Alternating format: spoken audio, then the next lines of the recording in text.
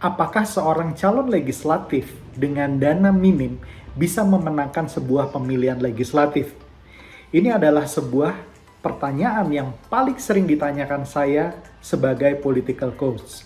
Dan jawabannya adalah bisa, tetapi dengan sejumlah catatan. Mari kita bahas bersama.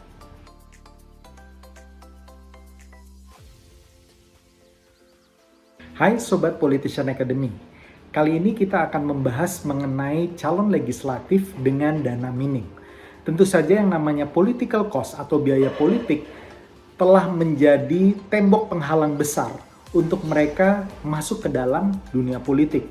Banyak orang-orang yang memiliki kualifikasi bagus, idealisme yang hebat, track record dan integritas yang tinggi, yang enggan masuk, tidak berani masuk mengikuti kompetisi politik karena terganjal oleh yang namanya biaya politik. Nah, kali ini saya akan membahas dan menjawab pertanyaan yang paling sering ditanyakan kepada saya sebagai political coach, di mana mereka menanyakan apakah bisa seorang politisi atau calon politisi dengan dana minim bisa memenangkan sebuah pemilihan legislatif. Jawabannya adalah bisa.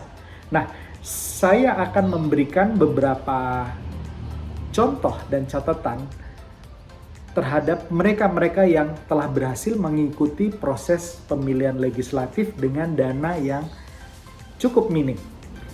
Anda juga bisa menemukan bukti orang-orang di sekitar Anda, mungkin keluarga Anda, mungkin teman Anda di daerah Anda yang bisa juga berhasil dengan memanfaatkan dana yang relatif kecil.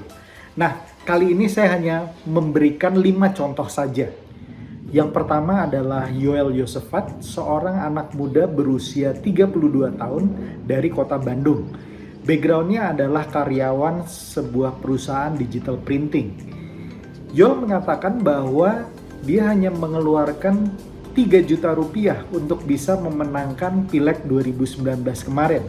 Dan Yoel kemudian berhasil menjadi anggota DPRD dari kota Bandung yang berasal dari Partai Solidaritas Indonesia atau PSI. Yang kedua adalah Syarif Lutfi Al-Mutahar, seorang anak muda yang berasal dari kota Pontianak yang berhasil menjadi anggota DPRD kota Pontianak dengan dana yang cukup minim. Dia mengatakan salah satu strateginya adalah dalam 1 tahun terakhir dia setiap hari mengetuk rumah 30 orang untuk mensosialisasikan dirinya. Yang ketiga adalah Roy Mahendra, seorang anak muda yang berumur 23 tahun. Backgroundnya masih mahasiswa di tingkat akhir, anak seorang kepala desa di Cilengkrang, Kabupaten Sumedang. Dan Roy berhasil menjadi anggota DPRD termuda dari Partai Golkar di Kabupaten Sumedang pada Pileg 2019 yang lalu.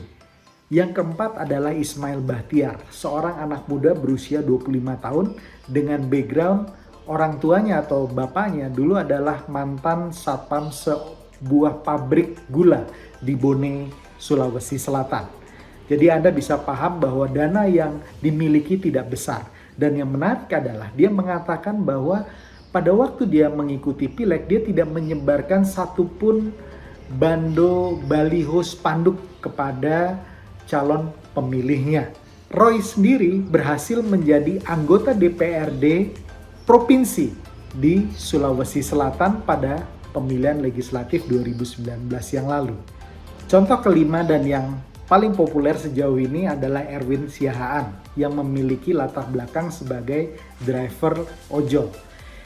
Dia berhasil menjadi anggota DPRD Kota Medan dari PSI dengan perolehan suara yang cukup signifikan dan dengan modal hanya sebesar 10 juta rupiah. Lalu yang jadi pertanyaan besar, mengapa mereka bisa berhasil pada saat kandidat-kandidat yang lainnya atau caleg-caleg lainnya bahkan memiliki dana yang jauh lebih besar dari mereka, tetapi mereka semua gagal. Nah, saya paling tidak mencatat 3 alasan mengapa mereka bisa berhasil. Alasan yang pertama berkaitan dengan tekad dan keseriusan mereka dalam mengejar target mereka. Artinya, walaupun dana yang mereka miliki minim, tidak besar, tetapi mereka memiliki keinginan yang sangat kuat, tidak main-main, tidak coba-coba untuk bisa mencapai target sebagai anggota legislatif tersebut. Yang kedua, alasannya adalah mereka memiliki rencana kerja yang jelas. Artinya, dengan dana yang minim tersebut, mereka memiliki kalkulasi yang sangat baik untuk menghitung pengeluaran-pengeluaran mereka hingga di akhir. Jadi, mereka memiliki rencana yang baik dan tepat, dan berikutnya mereka menjalankan rencana yang tepat itu secara konsisten hingga mencapai tujuannya. Yang ketiga, mereka melakukan investasi sosial atau social investment yang tepat sehingga memunculkan kepercayaan kepada masyarakat, memunculkan public trust terhadap masyarakat. Misalnya saya ambil contoh Ismail Bahtiar yang walaupun masih muda, dia sudah merintis untuk memberikan pendidikan terbaik kepada anak-anak yang tidak mampu. Dia membuat sebuah gerakan di daerahnya untuk membiayai anak-anak yang tidak mampu. Bukan dari dana dia sendiri, tetapi dia mengumpulkan dana untuk mereka yang tidak mampu. Kemudian misalnya Syarif Lutfi. Tadi dikatakan bahwa setahun terakhir dia setiap hari konsisten mengetuk melakukan strategi door to door ke 30 rumah. Bukan pekerjaan yang mudah, membutuhkan disiplin dan konsistensi yang tinggi sehingga mereka bisa berhasil. Jadi social investment yang tepat akan memunculkan public trust sehingga masyarakat atau calon pemilih Anda percaya kepada Anda. Jadi kalau Anda sudah mengikuti vlog saya atau konten saya sebelumnya mengenai modalitas seorang politisi, bila Anda lemah di dalam modal finansial, Anda harus perkuat modal Anda yang lainnya, yaitu modal sosial, modal politik, modal budaya, dan modal intelektual. Dengan Anda meninggikan 4 modal Anda yang lain, maka modal finansial ini kemudian bisa diatasi, bisa lebih diatasi dibandingkan kemudian Anda hanya menyerah dengan melihat bahwa modal finansial Anda kecil, kemudian Anda tidak melakukan apa-apa atau bahkan tidak berani terjun ke dalam kompetisi pemilihan legislatif. Nah, sebagai bagian terakhir saya ingin memberikan sebuah pesan penting kepada Anda. Jadi walaupun mereka yang memiliki dana minim mempunyai kemungkinan untuk bisa berhasil juga, tetapi kabar buruknya kemungkinan itu lebih kecil atau persentase dan probabilitasnya itu lebih kecil dibandingkan mereka yang memiliki dana lebih besar. Saya ambil contoh dari mereka-mereka yang tadi saya berikan contoh.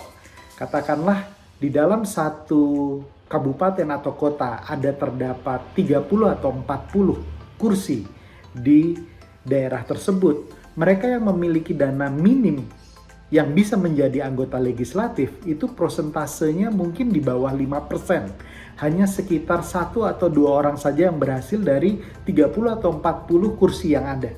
Artinya bahwa memiliki dana finansial yang cukup, saya tidak mengatakan berlebih sekali lagi, dan saya tidak bermaksud mengatakan politik uang dalam konteks ini, saya berbicara dalam konteks political cost. Anda memerlukan political cost yang cukup kalau Anda ingin maju sebagai anggota legislatif. Artinya, untuk saat ini, menuju 2024, Anda persiapkan dana finansial yang cukup dulu, di samping Anda menyiapkan rencana dan strategi yang tepat untuk bisa memenangkan Pileg 2024. Demikian dari Politician Academy, semoga bisa mencerahkan Anda, semoga bisa memberikan masukan yang positif bagi Anda. Tetap berbuat yang terbaik bagi Indonesia, stay healthy, dan salam perubahan.